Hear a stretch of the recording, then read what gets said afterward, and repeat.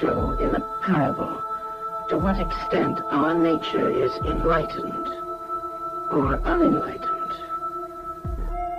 Envision human figures living in an underground cave with a long entrance across the whole width of the cave.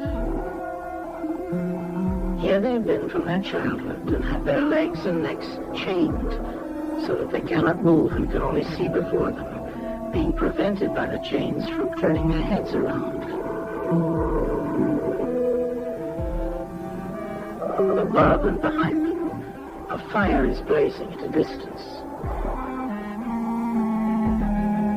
They see only their own shadows, which the fire throws on the opposite wall of the cave.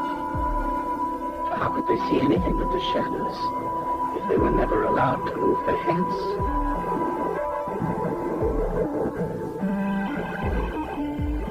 Between the fire and the prisoners, there is a raised way in a low wall built along the way like the screen which puppet players have in front of them, over which they show the puppets. You see men passing along the wall, carrying all sorts of articles which they hold projected above the wall, statues of men and animals made of wood and stone and various materials. Of the objects which are being carried in like manner, they would only see the shadows. And if they were able to converse with one another, would they not suppose that they were naming what was actually before them?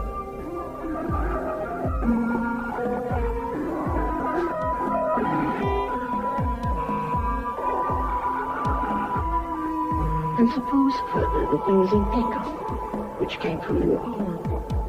Would they not be sure to think when one of the passers-by spoke that the voice came from the passing shadows?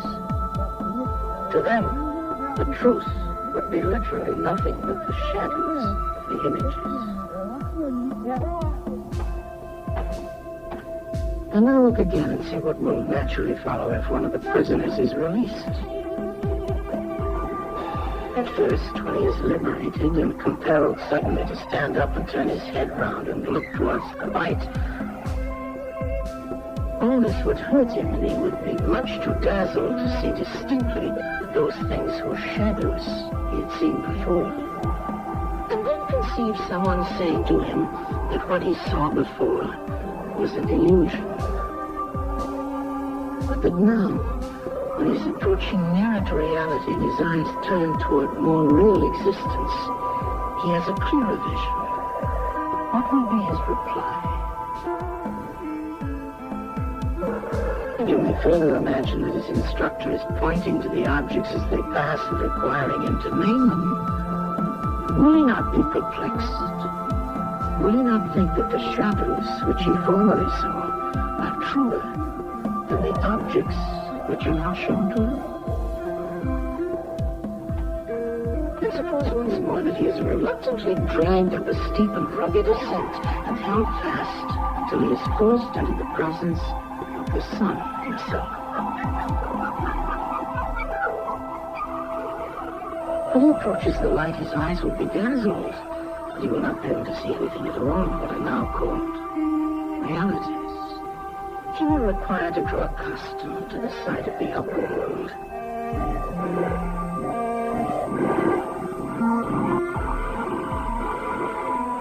First he will see the shadows best. Next the reflections of objects in the water, and then the objects themselves. Then he will gaze upon the stars and the spangled heavens in the light of the moon. He will see the sky and the stars by night. Last of all, he will be able to see the sun. And not mere reflections of it in the water, but he will see the sun in its own proper place, and not in another. He will contemplate the sun as it is.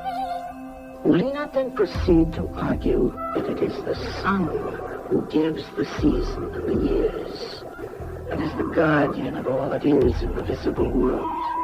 and in a certain way the cause of all things which his fellows have been accustomed to behold. Clearly he would first see the sun, and then reason about it. And when he remembered his old habitation and what was the wisdom of the cave and his fellow prisoners, do you not suppose that he would bless himself for the change? Pity them?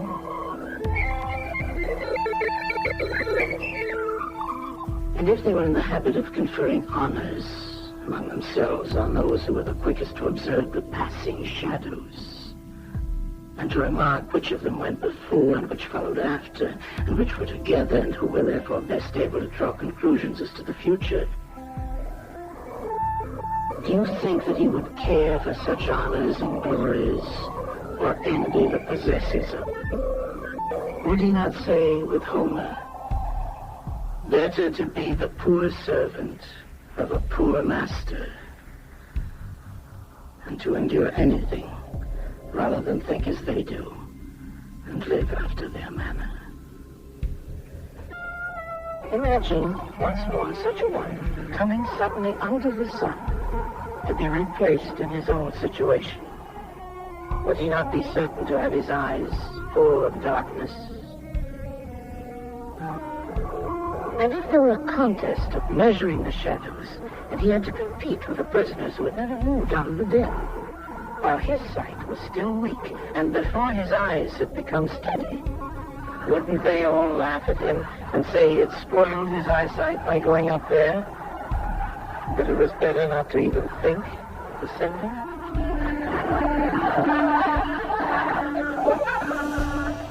And if anyone tried to release another and lead him up to the light, let them only catch the offender, and they would put him to death.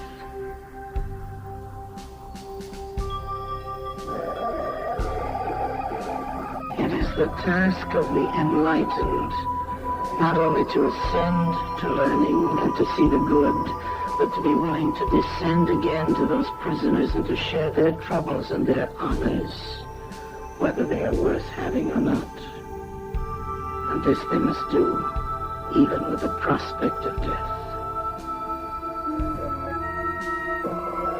They shall give of their help to one another, wherever each class is able to help the community.